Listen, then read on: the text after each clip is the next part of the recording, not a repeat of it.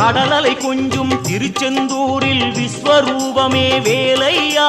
பழமுதி சோலை அறுவடை வீடும் புண்ணிய தரிசனம் முருகையா திருநீர் அணிந்து வரும் போது நெஞ்சில் நிம்மதி பிறக்குது கந்தையா சுகனே சிவனார் மகனே உன்னை பாட பாட சுகமாகுதையா வேல் முருகா அரோகரா அரோகரா வேல் முருகா